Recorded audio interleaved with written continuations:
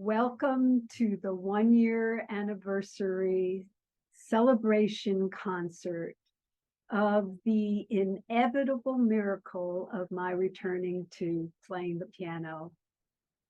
Inevitable miracle, what do I mean by this? Well, inevitable because I believe I was born to play the piano. However, it took my going through 37 grueling years of illness and physical pain to recognize this and honor it. Inevitable because I've put in the work to dig deep and uncover the beliefs, the unhealthy relationship that I had to playing the piano, the expectations, the pressures. I've dug deep to create a new healthy relationship to the piano. So I believe it was always meant to be that I would play. And I call it a miracle because even if we put in the work, there are no guarantees. We find ourselves in partnership with the universe.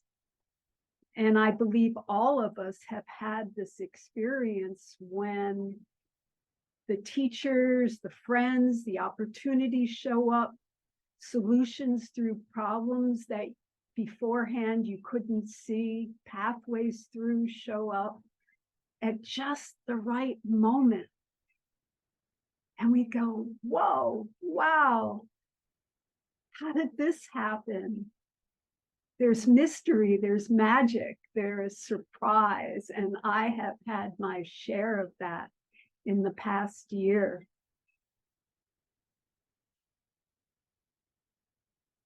I performed in a variety show a year ago, just 3 weeks after receiving this piano. So, how is that possible? I call that a miracle. And I have this close friend and beloved teacher who says there's just no explanation for how I'm able to play as I am at this just 1 year later. And believe me, it's not like I've been practicing and putting in hours and playing scales and developing my technique. In fact, I've done just the opposite. This new relationship I needed to forge is based on my playing for enjoyment. And I've had to just go to the piano when I felt like it. And sometimes I wouldn't play for weeks at a time. It's only recently that I find myself interested in playing scales and using the metronome and working on difficult passages. And in fact, there's one piece I'm going to play in this concert where I picked out one particular difficult phrase, and I've been practicing it, and I'm going to indulge with playing it 3 times in a row. It makes no musical sense, but that's for my enjoyment and pleasure because I really want that experience of my hands flying across the keyboard once again. And I am certain I will have that again. And that's inevitable, and that's a miracle too. So, except for the very first piece I'm going to play, everything you're going to hear is an improvisation. It's either a new version of an improvisation that's come through these hands in the last few months, or it is something I am creating on the spot in this concert. You'll see at the very end of this video, there is a sketch of me at the piano. This sketch is a drawing made by my dear friend and very talented artist, Marianne Evans-Lombe. And she's based it on a photograph of the last chord of the last piece of the last concert that I played in 1985. And at that time, as I believed I would never play again. And as the years went on, that seemed the truth of it. And I let go of playing. I gave away my music. I sold the piano. I never thought I was going to play again. But as it turns out, an inevitable miracle was waiting for me. So let's begin. I'm going to start with my roots. And those roots are Chopin. According to my mom, and can I believe her? I don't know. But according to my mom, I started playing when I was 2 years old. And I do have photos of me at the piano at 2, so it's very possible. And then around 9 years old, I learned the Chopin Nocturne. And I loved this nocturne. But what I didn't love was once I could play it, every time somebody would come to our house, my mom would ask me to play it. And it was always, oh, do I have to? That was my feeling. I was nervous. I didn't want to play for anybody. Do I have to? And somehow here I am, 61 years later, can you believe it? And my feeling is, can I play for you? Can I play for you today? I'd like to play for you today. So I am going to play this nocturne for you. I am switching to musician's sound, and so there's going to be a little bit of background noise, but it was the best setup I could figure out for today.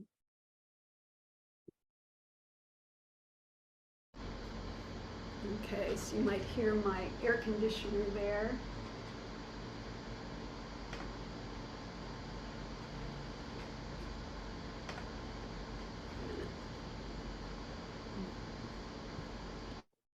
I realize there's one other story I want to share about this nocturne.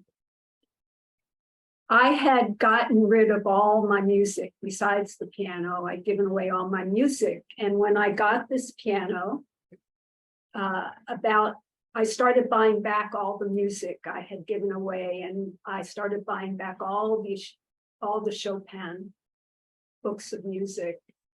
And so I got the music with the nocturne, and it was about maybe a month and a half into having a piano. And I sat down and opened the music. And when I say I stumbled and fumbled my way through the music, I managed to get to the end. It was like 5 pages. It's not a very long piece. And so I got to the end, and then I closed the music, and I had this feeling sense. It wasn't a voice in my head, but I had this sense, I can just sit down and play it now. I knew it was in here from playing it for years and years and years. And I sat down and I played it 85% intact from memory. And that was like this wow moment and realization that to regain playing the piano again, it's not going to necessarily be about moving my hands up and down the keyboard for hours a day. So I started listening to lots and lots of Chopin piano music and other piano music. And I am convinced with all the great pieces I used to play that I'm currently not able to play, but I intend to play again. There's going to be this moment where something clicks, and it's just going to be back in my brain, in my hands, in my nervous system. So now I'm going to start.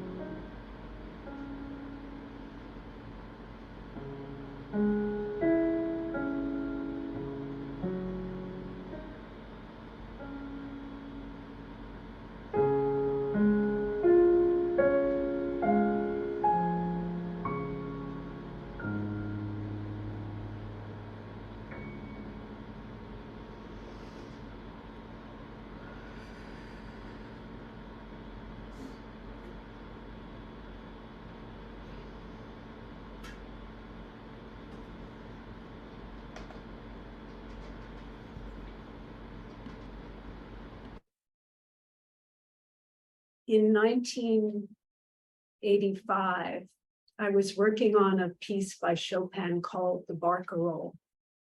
It was a very challenging, technically, piece for me. And in the process of practicing it, hours and hours a day, I didn't pay attention to my body. It was hurting. I'd had pain off and on in my back when I played since I was 17. So I thought, so it's hurting. It'll feel better tomorrow. So I kept going and I kept overriding. I was pushing and I was trying to prove something also. Here's where that came in. I was trying to prove that I was a concert level pianist to myself. And somehow I focused in on this piece and I had to learn it. And it was the piece that put the sensation of pain in my back over the edge and initiated this journey of 38 years and counting. My journey that took me away from music, back to music, and along the way, I had to look at and address all kinds of trauma. It was not an easy journey at all, and I'm still on this journey, but oh my God. I'm here today, I'm playing for you. So there's something remarkable that has come out of this journey. So I'm calling this next improvisation the Barcarolle. And the Barcarolle is a boat. Chopin was thinking about the boats in Venice, the gondolas. And so it's a 6/8 rhythm, a kind of rocking on the water. And I'm going to see what happens. I have a basic little structure for this piece, but it's going to be created on the spot now and see where this boat carries us. So join me in this boat. It's going to be total calm seas, calm sailing, nice and calm, gentle rocking, no seasickness for anyone. And it's going to carry us all forward in this journey where I know that we're all on. I know everybody here is on their own intense journey of awakening, just like I am.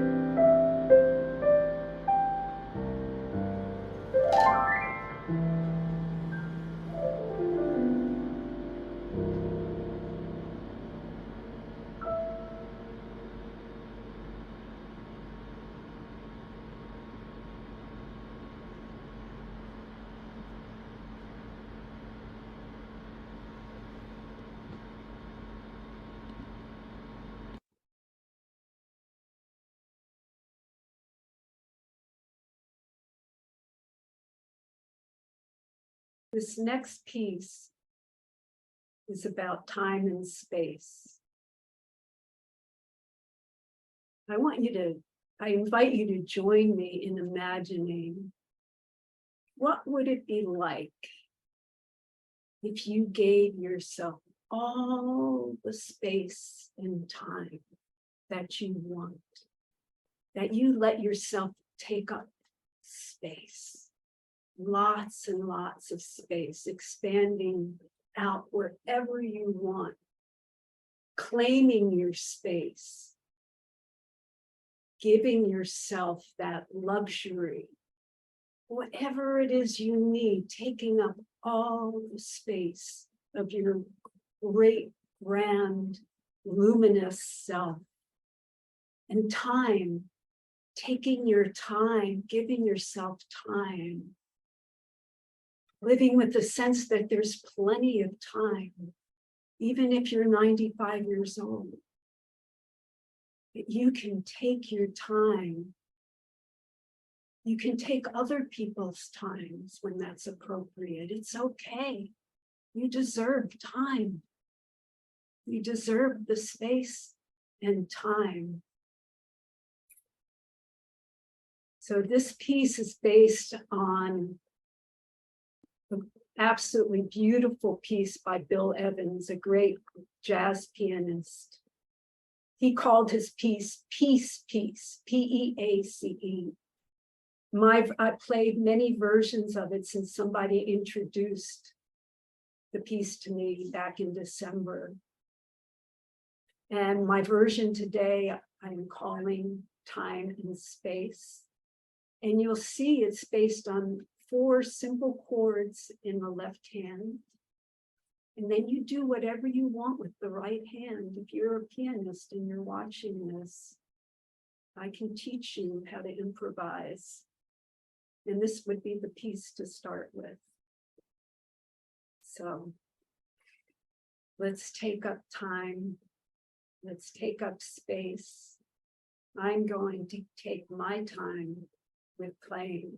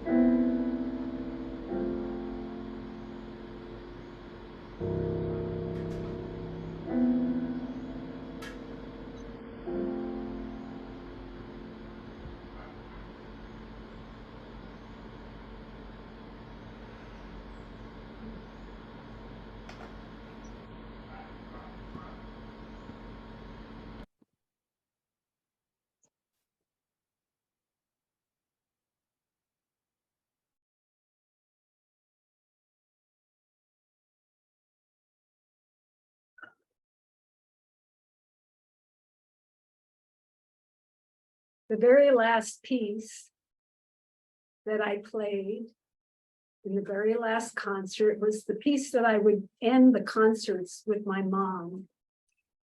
And it's called El Pueblo Unido Jamás será vencido. The people united will never be defeated. Now, I'm only going to be able to play a short little segment of this piece. You can see the actual video footage from that performance on my YouTube channel, Dovida Goodman, Dovida Goodman.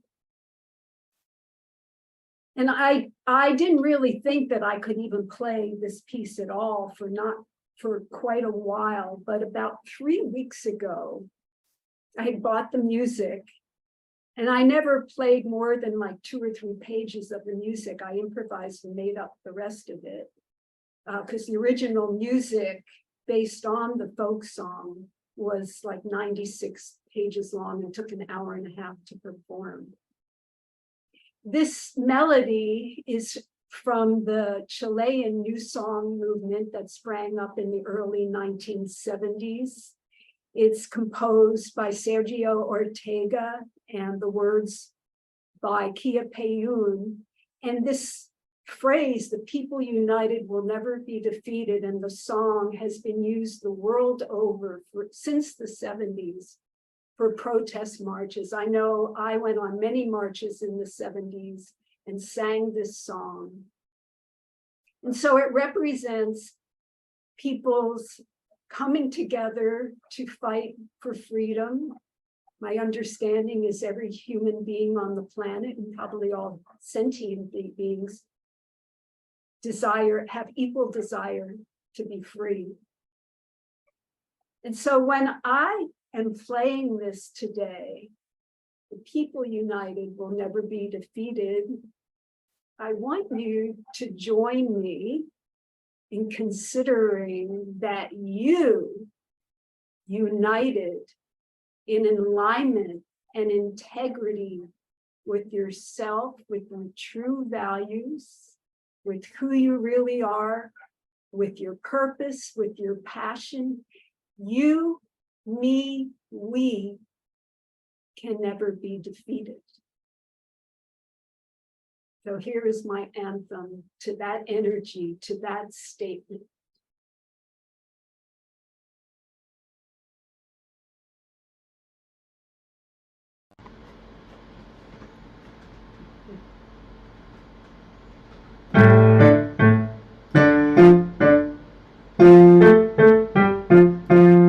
Excuse me, I forgot the volume adjustment. A lot to remember here with knobs and things. Okay, here we go. So no distortion.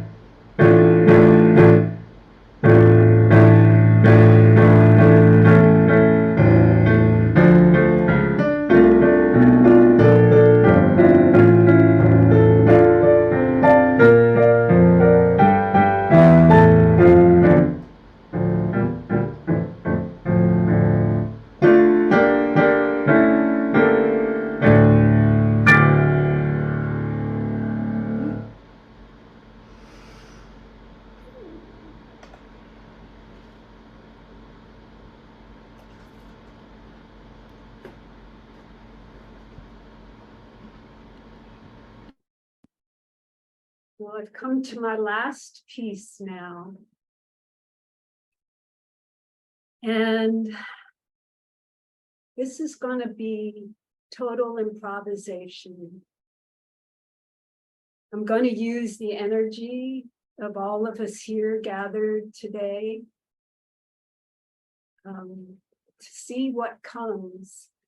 I did a holiday medley of 7 Christmas tunes and 1 Hanukkah tune. And I put that together in a YouTube video in December. And I held a contest for whoever could guess all the names would get a concert, and they would also get a unique improvised piece for themselves. Now, I have witnessed myself committing to doing things in a moment when I have no idea if I'm capable of actually doing them. Like this concert, it was like, I don't have a repertoire to play for an hour. Well, by the time this day came, I do. So my attitude of, well, with curiosity, let's find out what's possible. I started tuning into the people who had won and creating these 3 to 5 minute pieces. And one after another, some of the people are here today, I got this amazing feedback of it was just what they were needing to hear. It was so healing. It was so calming, so soothing. And some really interesting things started to happen, which caused my friend Jane, who's here today, to label me a musical empath. I started realizing that not only could I tune into people, but sometimes little bits of popular songs would show up in the pieces. This happened twice, where I'm playing the piece for them and a piece that turns out to be from their wedding shows up, or their favorite song shows up. And I have no idea why, but I just do it. I don't think. I can't think these improvisations out. I can't practice them. I can't do more than 1 take. Everything is the first take. Otherwise, my mind gets involved, and that's not where this gift and where this music comes from. So I started a business at Valentine's Day. I launched a business of creating unique improvisations for gifts to oneself or to a loved one. And I will put my email address in the chat at the end where you can contact me if you're interested in getting a piece like that. I am also doing coaching for artists, musicians. I can also do coaching specifically on improvisation with any musical instrument. Yeah, I've got my shingle up. I'm open for business. I haven't worked in a zillion years, and it's time. So contact me, please, if you want to interact. So this last piece, this is going to be my channeling of all of you present.